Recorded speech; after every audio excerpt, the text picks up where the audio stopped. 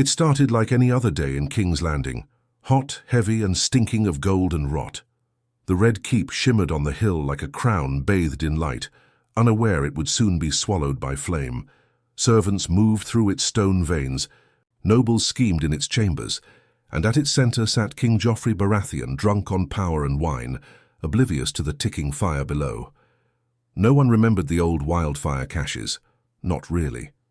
The Mad King had buried them, and pyromancers long sworn to the faith of Arulla had begun experimenting again in secret, guided by whispers from the east, some say sent by shadow, others by coin. But all it took was one unstable vial, left too close to a brazier in the dungeons beneath the Great Hall, and the gods themselves decided to intervene. At first it was a tremble. The chandeliers swayed. Maesters thought it a tremor, perhaps from the sea. Then the ground howled. Green fire burst from the windows like demonic tongues, lighting the sky. The Red Keep roared as its foundations cracked. Towers folded like wet paper. Stone screamed. Flesh turned to smoke. From Flea Bottom it looked like a son had been born and murdered in seconds. King Joffrey was incinerated instantly, his body reduced to scorched bone, still gripping the goblet Margaery Tyrell had handed him moments before. The Queen Regent, Cersei Lannister, was thrown through 2 walls before vanishing into flame. Her last words, some say, were not for her children, but for her pride. Tywin Lannister, preparing for a small council meeting in the Tower of the Hand, was caught in the collapse. His legacy died with him, buried under a mountain of red stone and green fire, and somehow, by the gods' twisted humor, Tyrion Lannister survived. He'd been deep in the wine cellar, hiding from another confrontation with his father. The explosion knocked him unconscious. He woke to ash coating his lips and silence in his ears. When he stumbled outside, his face half burned and his lungs raw, he saw the city looking at him, not with pity but accusation. Word spread like wildfire. The imp did it. By dusk, King's Landing was leaderless. The Iron Throne, that jagged beast of blades and pride, had melted into a pool of slag and scorched bones.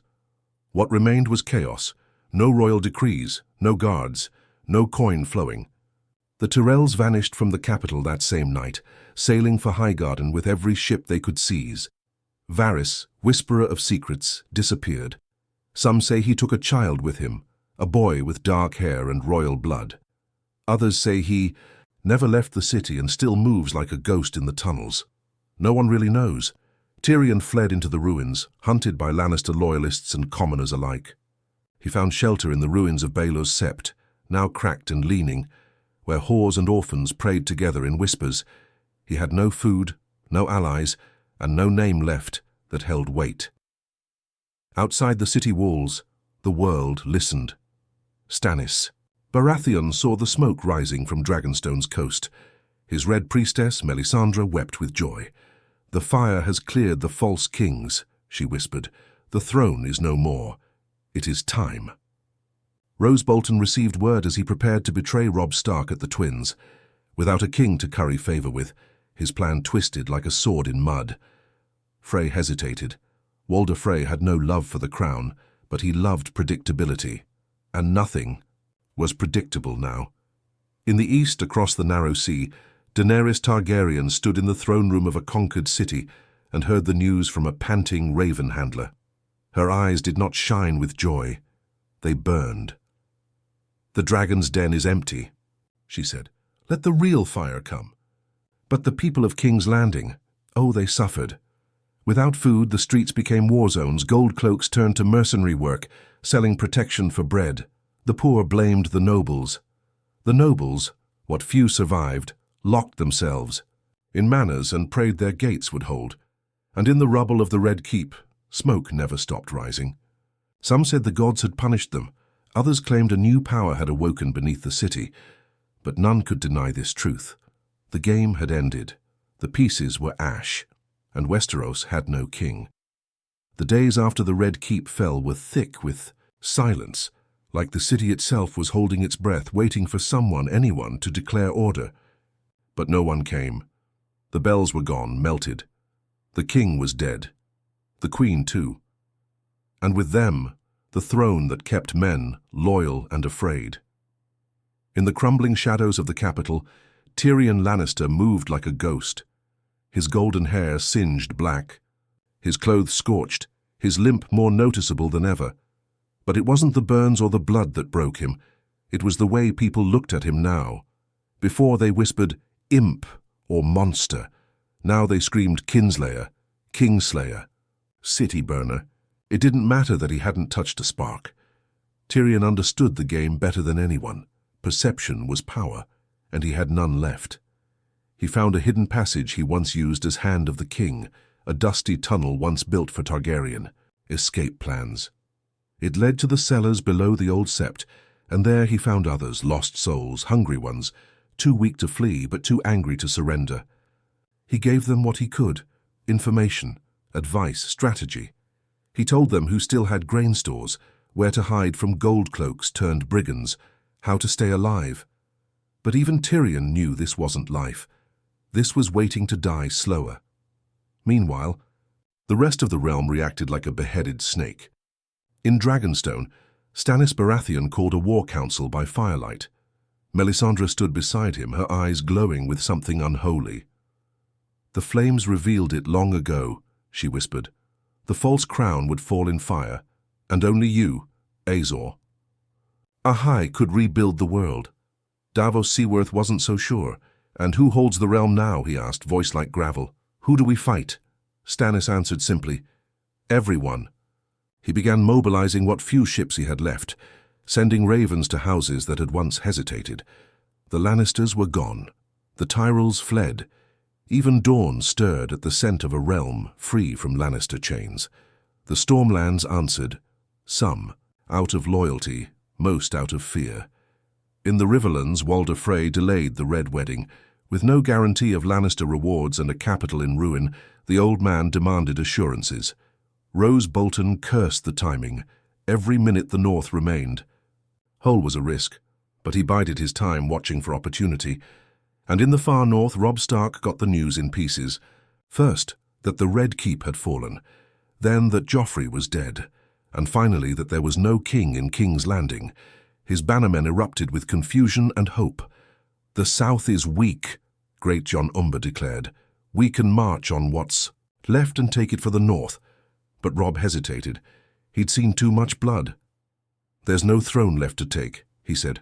"Only a graveyard." Even so, the tides had shifted. He sent scouts south instead of east. The twins would... Wait. The capital was broken and maybe, just maybe, the war didn't need to be lost.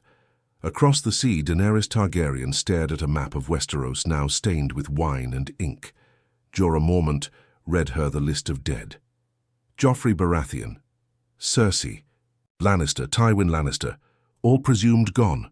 She didn't smile. "They killed my family and sat in my home. Now it burns." "Then this is your time," said Ser Barristan, but Daenerys shook her head. "Not yet.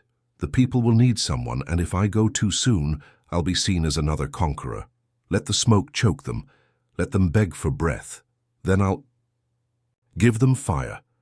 Back in King's Landing, new powers rose in the ruins. One was Sir Meryn Trant, who appointed himself protector of the city, gathering gold cloaks under his bloody banner. He took what he wanted, executed who he pleased, and used the melted gates of the keep as his throne.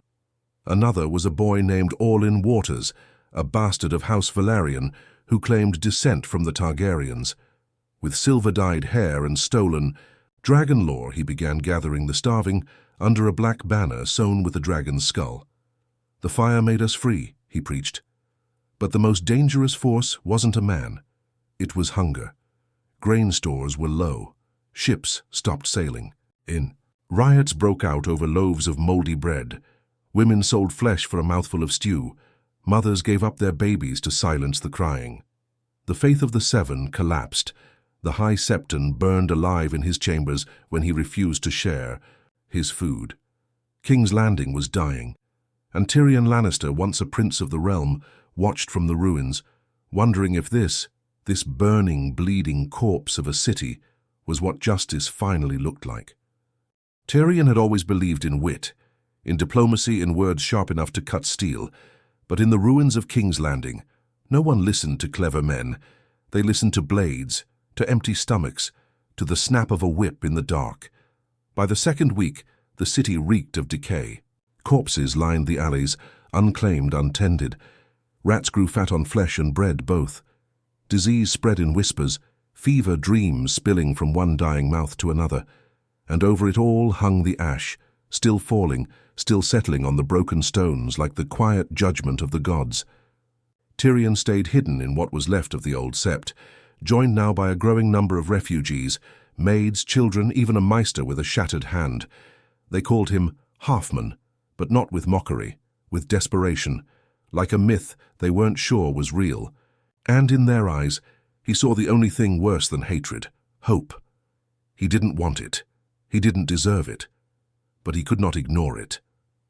"You were once Hand of the King," the maester croaked one night as they sat beside a dying fire made from broken pews. "You can be the hand of the people now," Tyrion laughed bitterly. "There is no king, only crows. Then feed the crows until they obey." But even as Tyrion pondered what leadership meant without a crown, the city changed again. From the south, a shadow approached, organized, disciplined, and cloaked in flames. Stannis Baratheon had landed at Blackwater Bay, not with conquest, but with intention. He marched not toward the keep, but to the docks, where the starving and dying crawled like ants around spilled grain. He gave them bread, he gave them water, and most importantly, he gave them order. Melisandre walked beside him like a shadow taller than her frame, her red robes untouched by dust, her face serene amid the chaos. "The fire has cleared the false gods," she said aloud in the streets. "Now only the Lord of Light remains." Some listened, some didn't, but all took the bread. Stannis took no throne. He did not declare himself king. He declared martial law. "We will bury the dead. We will clean the streets. Any man who loots or rapes shall be flayed alive and hanged by dawn." And for the first time in weeks the city held still. Tyrion heard the news from a half-mad scribe who still wore the torn robes of a royal accountant. "He's feeding the poor and flaying the wicked," the man said, eyes wide. "It's a madness we can understand." Tyrion knew Stannis, knew his cold justice and iron resolve. But he also knew something the others didn't. The city hated kings now. They feared them more than they ever feared the Targaryens or the Lannisters. The fire had killed their belief in crowns. And yet Stannis brought one, even if he didn't wear it. Worse still, Tyrion heard whispers from the Red Temple now, forming out of the ruins of a tavern near the Street of Silk. Melisandre had turned it into a place of fire-lit prayer, where the starving knelt beside braziers and wept for visions. She gave them false hope, but hope nonetheless. And hope, Tyrion knew, was always followed by obedience, but not everyone wanted order. In the western reaches of the city, a group of ragged men and women formed a different kind of power. They called themselves the Ashbourne, and they claimed the fire was not a curse but liberation. They painted their faces with soot and blood. They prayed not to gods but to death itself. They saw the fall of the Red Keep as the moment mankind was freed from nobility. Their leader was a former Silent Sister who now screamed prophecy in alleys. She declared Tyrion a prophet of the flame, a crippled god born from king's blood and vengeance, and like wildfire the idea spread. Tyrion hated it, but he couldn't stop it. And so he walked into the center of the Ashbourne's camp one evening, stood on a crumbled statue of a Targaryen queen, and raised his voice. "I am no god. I am no king. I am a Lannister. I am the monster that power creates. But I've seen what comes when kings fall and no one stands to replace them. You think freedom is ash? Then you'll starve in your liberty." They listened, because he was one of the last known names in a city with none. And when he told them to organize, to gather food, to stop killing each other, they listened. And just like that, Tyrion Lannister, the Halfman, the kinslayer, became something worse than a king. He became necessary. The city still bled, but now it bled with direction. Tyrion Lannister, reluctant prophet, burned survivor, half-king of the Ashes, stood atop what remained of the dragon pit and addressed a crowd of hundreds. They were beggars, broken knights, former gold cloaks, scepters who'd renounced their gods, and children who'd seen their parents turn to cinders. What they all had in common was hunger, for food, for safety, for something resembling truth. "I will not wear a crown," Tyrion declared, his voice hoarse. "I've seen what it does to men. I watched it kill my family and burn your homes. But I will speak, and if you'll listen, we'll crawl out of this grave together." They did listen, at first out of desperation, and then out of something more dangerous: belief. Tyrion's camp began to grow faster than Stannis's. He'd allowed the Ashbourne to exist as long as they stopped blood sacrifices. He let ex-soldiers build their own rules so long as grain was shared. He allowed brothels to reopen under strict codes. "Men need relief or they become monsters," he said, "and we've already got enough of those." And the people followed him, not because he was holy, or powerful, or strong. They followed him because he was damaged like them. Stannis didn't like it. "You're building a rebellion," the Baratheons said, when they met in what remained of the small council chamber, now a wind-battered ruin with one wall missing. Tyrion smiled, his face still scarred and half-healed. "I'm building a city. You have no claim. I have no interest. You'll bend the knee. Find a throne, and I'll think about it." Stannis didn't flinch. "This ends with one of us dead." "Doesn't it always?" Tyrion replied. And then, as if Westeros hadn't bled enough, another raven arrived, this one from the twins. Robb Stark was coming. The young wolf had finally turned south, not with the fury of vengeance, but with the cold resolve of strategy. He saw the Lannisters gone. Stannis spread thin, and the capital cracked wide open like an overripe fruit. He wasn't coming to claim the throne. He was coming to make sure no one else could. He rode fast and light, no baggage, no wagons. Just wolves, and as he crossed into the Crownlands, the small folk rallied to his banner like moths to fire. At the same time, Daenerys Targaryen set her eyes west. The news had reached her too many times to ignore. "The throne is ash," her advisers told her. "The people are begging for a new queen." "No," she said softly, "they're begging for a future, and if I come too late, someone else will give them one."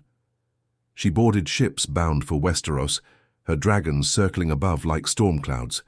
Back in King's Landing, Tyrion felt the tide shifting. He began to dream of his father again, not Tywin in his armor, but Tywin dead, eyes open in the dark. In those dreams, the corpse whispered, "You're not saving them. You're ruling them." That's worse. One morning a child came to his makeshift council, a small girl with one arm and eyes like polished stone. "They killed my brother because he stole a peach," she said. "Can I kill them back?" Tyrion knelt, pain in his joints, in his soul. "You could," he said, "but then his brother might kill you and your sister might kill him, and in the end we all forget who took the peach.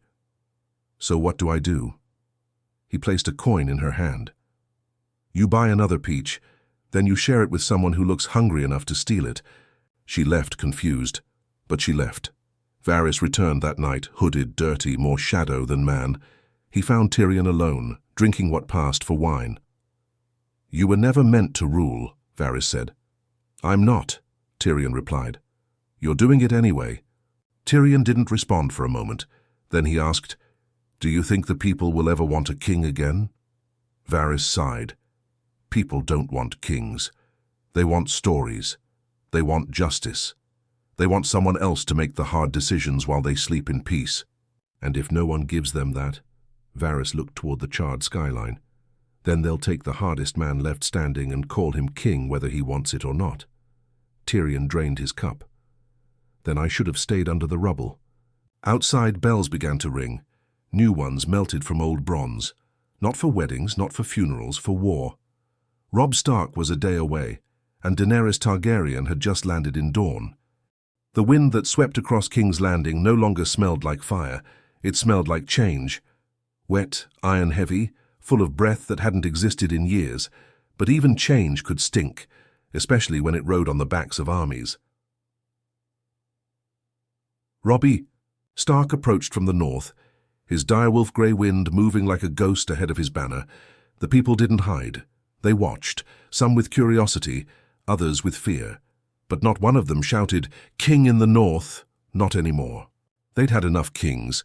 He didn't march through the gates, there were none left. He simply walked into the broken city as if it already belonged to him. His men held discipline, no looting, no torment. His command was clear. We are not conquerors. We are witnesses to what comes next.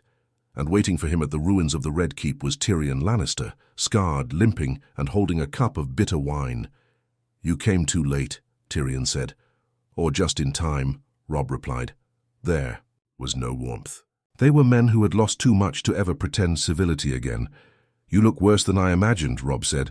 You should see my soul, Tyrion replied. For a moment nothing was said. Then Robb asked, Who rules this place? No. One. Not really. Stannis feeds them. I talk to them. Melisandre burns things and calls it religion. The people listen to all of us, but they kneel to no one. I think they'll kneel to me. Tyrion chuckled. Only if your wolf bites hard enough. Elsewhere in the city, Melisandre watched flames in a brazier twist into the shape of a dragon. She turned to Stannis. The Targaryen girl has come. Fire calls to fire. The war you planned for is here. Stannis's face didn't change. If she lands in Dorne, she'll crawl like the rest of us. Let her come. I'll meet her with sword and truth. And in the southern sands, Daenerys Targaryen did indeed rise. Her dragons circled above Sunspear, sending nobles to their knees, and children into hiding. But she didn't torch cities, not yet. She walked through the scorched paths of Westeros carefully, asking no man to kneel, but offering the people only one promise. I will not rebuild the throne. I will break the wheel. The people of Dorne, already distant from the realm's madness, listened, and they joined her. So it came to be. 3 powers, 1 broken city. Tyrion called for a council, not of lords, but of survivors. He sent ravens to every corner of Westeros. He summoned Robb, Stannis, Daenerys, and any leader with blood in their veins and a shred of purpose. A great tent was raised in the center of the ruined throne room. Open walls, no guards. Just 3 chairs. Robb arrived first, dressed in leathers with the stark direwolf on his chest. Stannis followed, sword at his side, Melisandre like a second spine behind him. Daenerys came last, alone, cloaked in silver and ash. Her dragons waited, outside the city walls, as if sensing the fragile tension. Tyrion stood between them. No more kings, he said. No more thrones. You can fight until nothing is left, or you can build something worth ruling. Stannis scoffed. I have the blood, the claim. Robb shook his head. Your claim died in the fire. Daenerys said nothing. Her eyes were on the melted iron throne behind Tyrion, a twisted puddle of blades and bones. Tyrion turned to her. What do you see when you look at it? She stared a long time. My ancestors' madness, my family's ambition, my brother's death, and my own future if I'm not careful. Robb looked too. I see a graveyard. Every sword there belonged to someone who died because of it. Stannis, silent now, gazed at the ruin, and for the first time seemed unsure, and then Tyrion said, What if we never rebuild it? They stared at him. We create a council. Representatives from each region, no more crowns, no more one man ruling all. We share power. We argue, yes, we threaten each other perhaps, but we don't burn the realm every time someone wants a new chair. Stannis laughed bitterly. You think lords will give up their thrones for words? I think the people will force them to. If not now, then soon. The fire has spoken, the crown turned to ash. We either learn or we die in our traditions. It wasn't a victory speech, it wasn't even a solution, but it was real. And in the silence that followed, something shifted, not in the minds of rulers, but in the air itself. The game had ended. The board was burned. There would be no more Iron Throne. Daenerys nodded first. No thrones. Robb nodded second. No. Kings. Stannis, after a long pause, gave no nod, but he said, Then let the fire judge all of us. Tyrion exhaled, and just like that, for the first time in history, Westeros began to think of ruling not as a birthright, but as a burden shared. Outside, the dragons roared. Inside, the city finally slept.